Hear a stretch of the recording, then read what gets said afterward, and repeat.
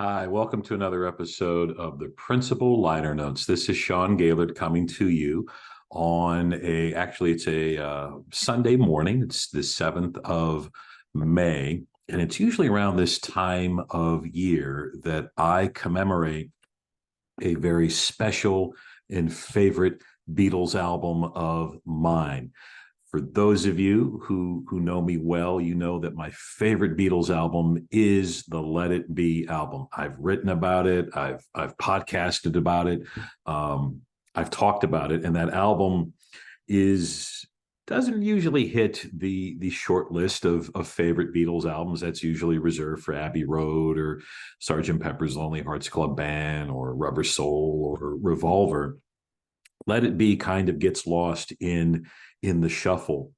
But to me, it is a perfect Beatles album. It is a perfect listening experience from beginning to end. And also, it's the album that has the same birthday as me. Both of us were released into the world on May 8th, 1970. And I often kid with an old college friend of mine, Chris Fisher, who claims that he was around when the Beatles were together, and he jests that I wasn't. But then I do retort back that I did come out into the world on the same day that the final Beatles studio album was released. So technically, I kind of was around during Beatlemania. Um, there's another album that I want to talk about from the Beatles that also kind of gets lost in the shuffle of things when it comes to all things Beatles. And in fact, this particular episode is inspired by the latest offering from Ted Lasso. I know that there may be some mixed opinions about the show or some mixed opinions about season 3, but I really do love the show.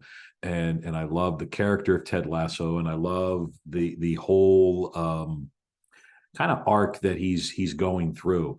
I greatly appreciate how the show has taken on some hard hitting topics and does it in such an honest and sensitive and empathetic way.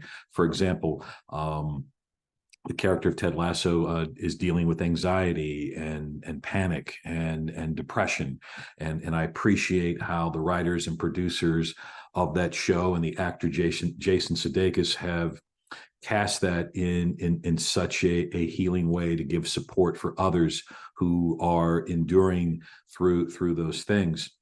The other thing that I love about the Ted Lasso show is how music is integrated into the show, and I love the musical choices. A couple of seasons ago, they used to great effect George Harrison's "All Things Must Pass," which during a pivotal part of the show between two characters. And I take it probably that the producers and writers of the show have a little bit of an affinity for the Fab Four, the Beatles. And there's some mild references to it. Well, this last episode had such a powerful, visceral reference to the Beatles in their song, Hey Jude, and used in such a powerful way in which the character of Coach Beard is listening to a street busker in London performing Hey Jude with Ted Lasso's son Henry. And Henry is the son of Ted Lasso, and Henry's is going through a pretty challenging time with both of his parents divorcing or being divorced, and his mother finding someone else. She's fallen in love with someone else, and all of these things are going on. And the street busker is playing Hey Jude, and Coach Beard begins to explain in such a poignant way the background on the song Hey Jude. I've talked about it here before, and I've written about it, how Paul McCartney wrote that song for John Lennon's son Julian, and John was divorcing his wife at the time, Cynthia, and he was leaving her for Yoko Ono. And John was going, or Paul rather, was going out to visit Julian and Cynthia to check in on them and to see how they were doing. And along the way, he got the idea of the song for Hey Jude. It actually started out as Hey Jules, and the song is a song of empathy. It's a song of kindness. It's a song of compassion. The line in there, take a sad song and make it better.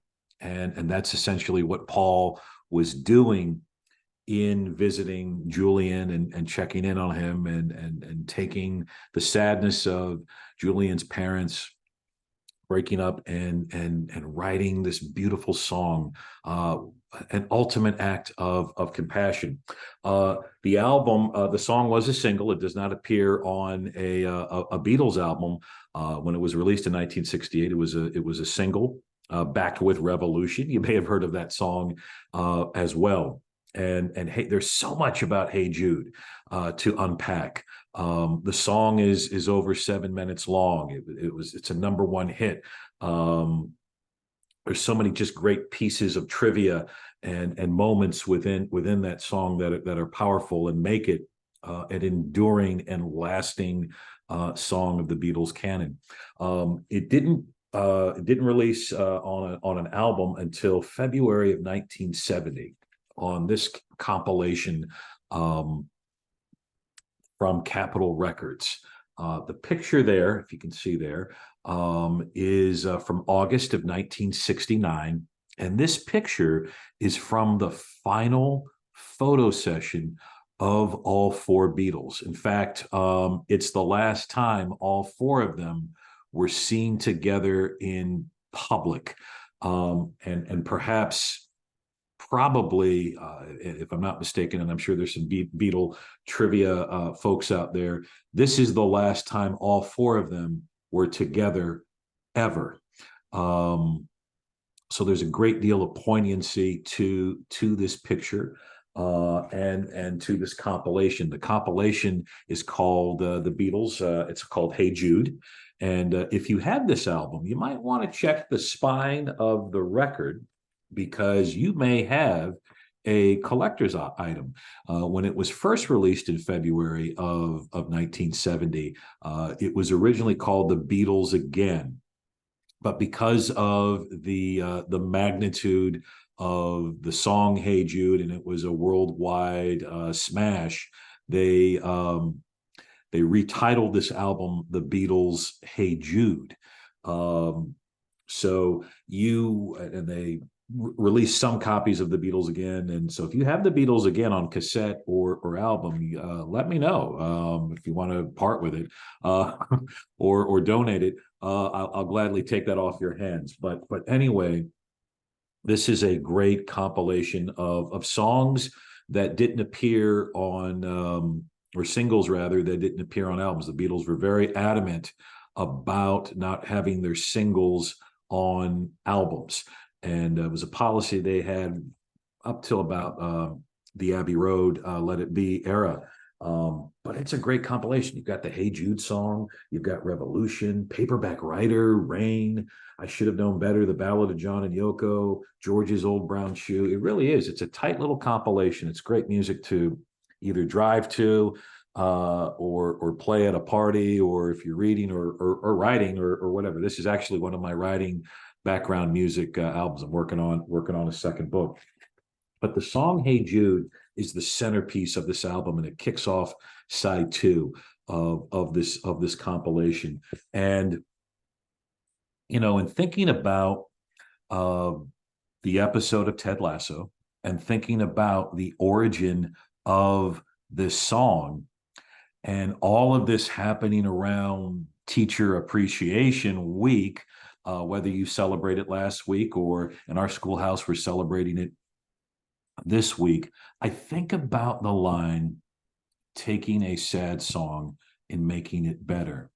And if there's anything about the education gig, whether you are a first year teacher, whether you're a 30th year teacher, whether you're a principal like myself, or AP or curriculum coordinator, or whatever, all of us, regardless of maybe our opinions or philosophies on education or our approaches or years of experience, all of us hover around and walk around the common ground of doing what's best and right for kids out of love and compassion and empathy.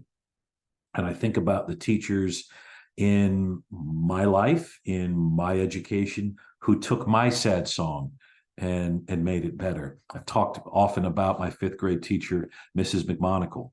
I think about the teachers in my own daughter's lives who have taken a sad song and made it better for them. I think about the teachers that I have served in the various schools where I have been principal. Think about how they have taken the sad songs of kids and made it better.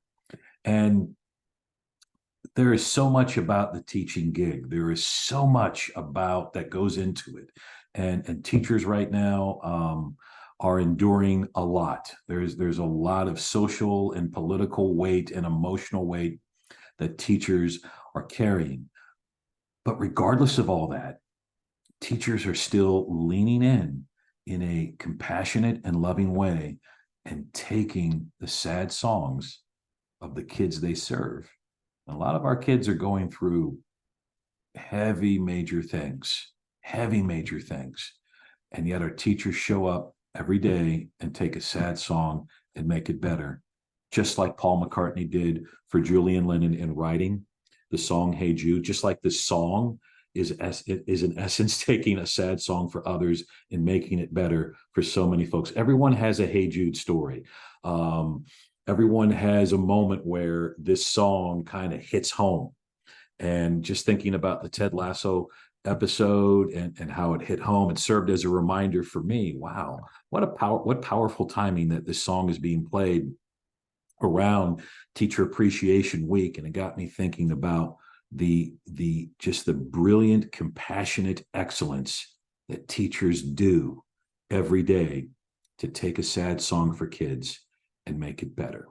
So I hope that in the course of your week that you were able to show some appreciation and love for teachers and taking their sad song and making it better. I hope that you are able to uplift them and show appreciation for them.